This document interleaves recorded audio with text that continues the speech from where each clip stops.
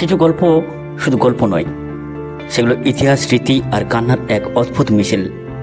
আজ যে গল্প আমি বলতে যাচ্ছি সেটা কোনো সিনেমা নয়, কোনো উপন্যাসও নয়। এটা সত্যি এক মানুষের জীবনের কথা। একজন মানুষ যিনি ট্রেনকে ভালোবেসেছিলেন শ্বাসের থেকেও বেশি, যিনি সারা জীবন কাটিয়েছিলেন রেললাইনের পাশে, যাত্রীদের সঙ্গেই ট্রেনের শব্দে। কিন্তু অবসরের আগেই তার জীবনের সব কিছু বদলে গেল। একটি ট্রেন দুর্ঘটনা যেটা কেড়ে নিল তার জীবনের আনন্দ, স্বপ্ন আর নিজের মানুষগুলোকে। আজকের গল্প শেষ ট্রেনের যাত্রী। গল্পটা শুধু আপনি বুঝবেন, শুনবেন কীভাবে এক রাতে ভাগ্য চিরদিনের মতো বদলে যায়। গোপালদার জন্ম নদিয়া জেলার এক অজপাড়া গাঁয়ে। গ্রামের পাশ দিয়ে যেত সরু রেল লাইন। দিনে মাত্র দু একটা লোকাল ট্রেন আসতো, কিন্তু গ্রামের ছেলেমেয়েদের জন্য সেই ট্রেন ছিল যেন জাদুর মতো। মাঠে খেলার মাঝেই যদি হুইসেল শোনা যেত, খেলা থেমে যেত, সবাই দৌড়ে চলে যেত ট্রেন লাইনের ধারে। গাছ, মাঠ, আকাশ সব কিছুর চেয়ে বেশি আকর্ষণ ছিল সেই ইস্পাতের চাকার গর্জনে। কিন্তু বাকি ছেলেমেয়েরা যতটুকু দেখে মজা পেত, গোপালদার চোখে সেই ট্রেন যেন ঢুকে যেত প্রাণের ভেতরে। সে শুধু ট্রেন দেখতো না, ট্রেনের শব্দ মনে রাখতো, ধোঁয়ার গন্ধ শুকত আর মাটির কম্পন হাত দিয়ে টের নিতে চাইতো। তার মা প্রায় বলতেন, ওরে ট্রেনটা বুঝি তোর প্রাণে ঢুকে গেছে। একদিন বাবা তাকে নিয়ে গেল শহরে ট্রেন চড়াতে। প্রথমবারের মতো ট্রেন চড়ে ছোট্ট গোপাল জানালার পাশে বসে তাকিয়ে রইল। সবুজ মাঠ দৌড়ে পালাচ্ছে, গাছগুলো পিছিয়ে যাচ্ছে, আকাশ যেন ট্রেনের সঙ্গে দৌড়াচ্ছে। তার মনে হলো, আমি বড় হয়ে এখানেই থাকবো, ট্রেনের ভিতরে, ট্রেনের সঙ্গে। কৈশোর গোপালদার বন্ধুত্বের স্বপ্ন ছিল, কেউ ডাক্তার হবে, কেউ মাস্টার হবে, কেউ চাকরি করবে শহরে। কিন্তু গোপালদার স্বপ্ন একটাই, রেলওয়ে। বন্ধুরা একদিন হাসতে হাসতে জিজ্ঞাসা করছিল, গোপাল তুই ট্রেনকে এত ভালোবাসিস কেন রে? ট্রেনে কি শোনা আছে? সে মুচকি হেসে উত্তর দিয়েছিল, মানুষের অসুখ ডাক্তার ছাড়ায়, কিন্তু আমার অসুখ হলো ট্রেন। ট্রেন ছাড়া আমি বাঁচব না। বন্ধু হেসেছিল, কিন্তু গোপালদার চোখের দৃঢ়তা তখনই বলে দিয়েছিল, সে সত্যিই ট্রেনের জন্যই বাঁচবে। গোপালদার সংগ্রামের শুরু। বাড়িতে ছিল চরম দারিদ্র্য। চাষবাসে যা হতো তা দিয়ে পরিবার ঠিকতো না। পড়াশোনার খরচ তুলতে গোপালদা হাটে দোকান বসাতো, কখনো খাতা, কখনো কলম, কখনো ছোটোখাটো খেলনা। কিন্তু দোকানেও তার চোখ থাকতো না, চোখ থাকতো রেল লাইনের দিকে। যখন ট্রেন আসতো সব কাজ ছেড়ে ছুড়ে ছুটে যেত ট্রেনের দিকে। গ্রামের লোক মজা করে বলতো, এই ছেলে একদিন ট্রেনের ধাক্কায় মারা যাবে। কিন্তু গোপালদার মনে হতো, না, আমি মরবো না, আমি ট্রেনের সঙ্গেই বাঁচব। একদিন খবর এলো রেলওয়ে চাকরি হবে। গ্রাম জুড়ে হইচই পড়ে গেল। গোপালদা তখন কিশোর থেকে তরুণ, তার চোখে আলো ফুটল। সে বুঝলো এটাই শেষ সুযোগ। পরীক্ষার দিন তার শরীরে নতুন জামা ছিল না, কিন্তু চোখে ছিল আগুনের মতো সাহস। অবশেষে সে পরীক্ষায় পাস করলো। যেদিন নিয়োগপত্র হাতে পেল সেদিন গ্রামে উৎসব বসলো। পাড়ার মানুষ বলল, গোপাল এখন বড় চাকুরে, ট্রেনে কাজ করবে, শহরে যাবে। গোপাল শুধু মুচকি হেসেছিল, কিন্তু ভেতর ভেতরে তার বুক ভরে গিয়েছিল গর্বে। সে ভেবেছিল, আজ থেকে ট্রেন আর আমি এক পরিবার। গোপালদার প্রথমে পোস্টিং হলো শিয়ালদহ জংশনে। বড় স্টেশন, ভিড় ঢল, হাজারো যাত্রী। প্রথম দিনে সে হারিয়ে গেল মানুষের ভিড়ে। কুলি, হকার, পুলিশ, টিকিট চেকার সবাই ব্যস্ত। স্টেশনের ঘড়ি টিকটিক করছে, ঘোষণা ভেসে আসছে। কিন্তু গোপালদার মনে হচ্ছিল, এই তো আমার জায়গা, এই ভিড়ই আমার পরিবার। তার দায়িত্ব ছিল টিকিট চেক করা, যাত্রী সামলানো, কখনো অসুস্থ মানুষকে সাহায্য করা। ঘন্টার পর ঘন্টা দাঁড়িয়ে থাকতো সাধারণ মানুষের জন্য, তবু তার কোনো ক্লান্তি হতো না। সে বলতো, যখন একজন যাত্রী নিরাপদে বাড়ি পৌঁছে যায় তখন আমার দিন সার্থক হয়ে যায়। চা বিরতিতে সবাই একসাথে বসতো, কেউ আনতো মুড়ি, কেউ আনতো সিঙ্গাড়া। গোপালদার হাসি, তার সাহায্যের হাত, সবাই তাকে ভালোবাসত। যাত্রীরা তাকে চিনত নাম ধরে।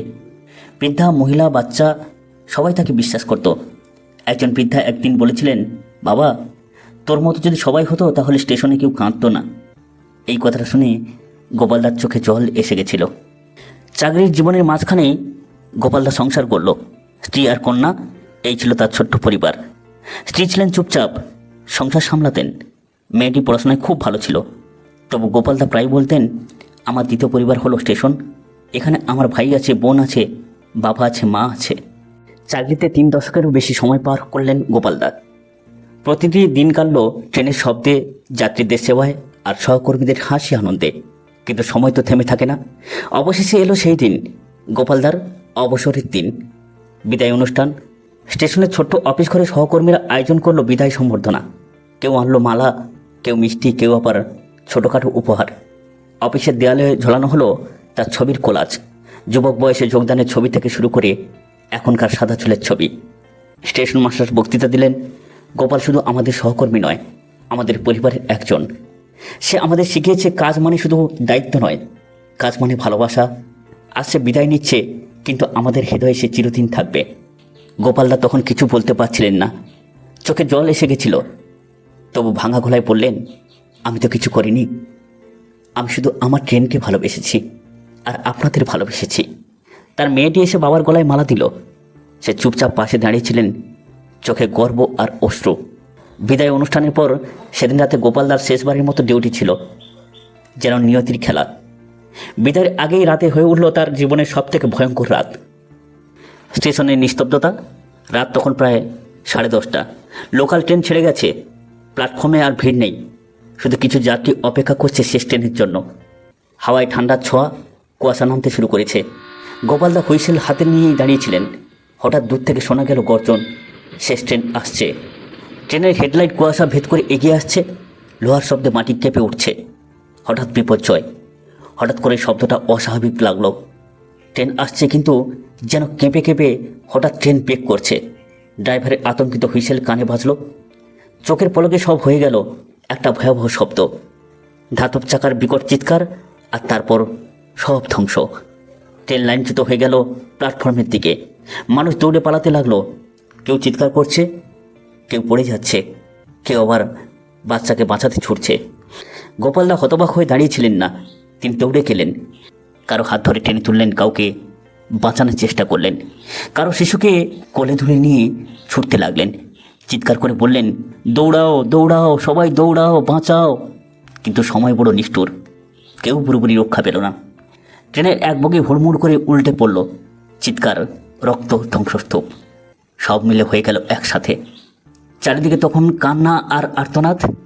কেউ মাটিতে পড়ে আছে, কেউ হাত পা ভেঙে চিৎকার করছে। কুয়াশার ভেতরে রক্তের গন্ধ ছড়িয়ে পড়েছে। গোপালদা দৌড়ে গিয়ে লাশ সরাচ্ছেন, আহতদের টেনে নিয়ে আসছেন। তার জামা কাপড় রক্তে ভিজে গেছে, কিন্তু থামছে না। একটা ছোট্ট মেয়েকে বাঁচাতে গিয়ে তিনি প্রায় বগের নিচে চাপা পড়ে যাচ্ছিলেন, কিন্তু শেষ মুহূর্তে টেনে তুললেন শিশুটিকে। এই ভয়াবহতার মাঝেই তার মনে পড়ল তার স্ত্রী আর মেয়ে তো এই ট্রেনেই ছিল, কারণ সেদিন তারা আত্মীয়ের বাড়ি থেকে ফিরছিলেন। গোপালদা পাগলের মতো খুঁজতে লাগলেন, ধ্বংসস্তূপ সরালেন, আহতদের নাম ধরে ডাকলেন, কিন্তু কোনো সাড়া নেই। অবশেষে তিনি দেখলেন তার স্ত্রী আর মেয়ে দুজনেই চাপা পড়ে গেছে। স্ত্রী তখনও বেঁচে ছিলেন, মেয়ের মাথা কোলে নিয়ে কাঁপছিলেন। তিনি শুধু একবার গোপালদার দিকে তাকালেন আর চোখ বন্ধ করে দিলেন। মেয়েটিও নিঝর। গোপালদার পৃথিবী থেকে থেমে গেল চারপাশের চিৎকার, ধোঁয়া আর আগুন। কিছুই তিনি আর শুনতে পাচ্ছিলেন না। শুধু স্ত্রী ঠান্ডা হাত ধরে ফুঁপিয়ে ফুঁপিয়ে কেঁদে উঠলেন। দুর্ঘটনার পর উদ্ধারে কাজ চলল সারা রাত। সকাল হলো স্টেশনের রণক্ষেত্রের মতো, অসংখ্য লাশ, ভাঙা বগি আর রক্তের দাগ। গোপালদাকে আর কেউ চিনতে পারছিলেন না। তার চোখে ফাঁকা, মুখ শুকনো, শরীর কাঁপছে। যে মানুষ সারা জীবন অন্যকে বাঁচিয়েছে, সেই মানুষ আর নিজের পরিবারকেই বাঁচাতে পারলেন না। এরপর থেকে সে নিঃশব্দ মানুষে পরিণত হলো। সে আর হাসলো না, কারোর সঙ্গে গল্পও করলো না। শুধু রাতেই একা এসে দাঁড়াতো ভাঙা লাইনের পাশে। ট্রেনের শব্দ শুনলেই তার চোখ ভিজে উঠত। দুর্ঘটনার কয়েক সপ্তাহ কেটে গেল। সরকার ক্ষতিপূরণের ঘোষণা দিল। সংবাদপত্রে বড় বড় শিরোনাম ছাপলো। টেলিভিশনে একদিন, 2 দিন চর্চা হলো। তারপর ধীরে ধীরে সব অদৃশ্য হয়ে গেল, ঢাকা পড়ে গেল। কিন্তু গোপালদার জীবনে সেই রাত চিরস্থায়ী হয়ে রইল। তিনি কারোর সঙ্গে কথা বলতেন না, খাওয়া দাওয়া ভুলে গিয়েছিলেন। ঘন্টার পর ঘন্টা বসে থাকতেন শূন্য তাকিয়ে। বন্ধুরা, সহকর্মীর প্রথমে অনেক সান্ত্বনা দেওয়ার চেষ্টা করেছিলেন। কেউ বলতো, ভাই, দুর্ঘটনা কারো হাত থাকে না রে, নিজেকে সামলাও, ধৈর্য রাখো। কিন্তু গোপালদার ভিতরে ভিতরে একটাই কথা বাজত, আমি এত মানুষ বাঁচালাম, কিন্তু আমার স্ত্রী মেয়েকে বাঁচাতে কেউ পারল না। রাতে স্টেশনে ফেরা, প্রতিদিন রাত হলে তিনি চুপচাপ চলে যেতেন স্টেশনে, সেই লাইনের ধারে যেখানে দুর্ঘটনা ঘটেছিল। সেখানে দাঁড়িয়ে থাকতেন ঘন্টার পর ঘন্টা। মনে হতো এখনও সেই ট্রেন আসছে, হুইসেল বাজছে, যাত্রীরা চিৎকার করছে। লোকেরা বলতো গোপাল পাগল হয়ে গেছে, কিন্তু তিনি পাগল হননি, তিনি শুধু শূন্য হয়ে গিয়েছিলেন। কিছুদিন পর অফিস থেকে একটা সার্টিফিকেট আর ফুলের মালা দিয়ে তাকে অবসরপ্রাপ্ত কর্মচারী হিসেবে ঘোষণা করা হলো। কেউ আর বলল না সে আমাদের পরিবারের একজন। সবাই ব্যস্ত হয়ে পড়ল নিজের কাজে। যে মানুষকে সবাই নাম ধরে চিনত, সে মানুষ এখন একা নিঃশব্দে দাঁড়িয়ে থাকে। গ্রামের লোকজন ধীরে ধীরে দূরে সরে গেল। কারো সময় নেই একজন ভাঙা মানুষের কান্না শোনার। বছর ঘুরে গেল, গোপালদার চুল পুরো সাদা হয়ে গেল, শরীর শুকিয়ে গেছে। তবু প্রতিদিন রাতে তিনি স্টেশনের পাশে দাঁড়িয়ে থাকতেন, যেখানে দাঁড়িয়ে ট্রেনের শব্দ শুনতেন, যেন স্ত্রীর কণ্ঠ আজ মেয়ের হাসি শুনছেন। একদিন ভোরে তাকে খুঁজে পাওয়া গেল না। লোকেরা বলল হয়তো কোথাও চলে গেছে। কিন্তু কিছুদিন পর গ্রামের পাশের লাইনে এক বৃদ্ধের নিথর দেহ পাওয়া গেল। চোখ দুটো খোলা, ঠোঁটে হালকা হাসি। মনে হচ্ছিল শেষবারের মতো হয়তো তিনি ট্রেনের সঙ্গে মিশে গেছেন। এই গল্পের কোনো রঙিন সমাপ্তি নেই, এটা শুধু মনকে কাঁদিয়ে দেয়। কোনো মানুষ সারা জীবন সেবা করলেও এক রাতেই তার পৃথিবী ভেঙে পড়তে পারে, আর সমাজ শুধু খুব দ্রুত ভুলে যায় সেই মানুষকে। কিন্তু ইতিহাস ভুলে না, ট্রেন ভুলে না, রেল লাইন ভুলে না। আজ কেউ যদি সেই রাতে স্টেশনে দাঁড়ায়, কুয়াশার ভেতর ভেসে আসা হুইসেলের সঙ্গে যেন শোনা যায় গোপালদার কণ্ঠস্বর। যাত্রীদের দেখে রাখো যেন কেউ আর কান্না না করে। এই গল্প শুধু গোপালদার গল্প নয়, এটা প্রতিটি সাধারণ মানুষের গল্প, যারা সারা জীবন অন্যকে বাঁচিয়েছে। আমরা যেন তাদের ভুলে না যাই। আমরা যেন শিখি মানুষের সবচেয়ে বড় শক্তি হলো সহমর্মিতা। বন্ধুরা, এই গল্পটা আপনাদের কেমন লাগলো অবশ্যই করে কমেন্ট করে জানাবেন। এমনই গল্প পেতে আমাদের নিঃশব্দ খবর চ্যানেলটাকে সাবস্ক্রাইব করে পাশে থাকবেন। নমস্কার।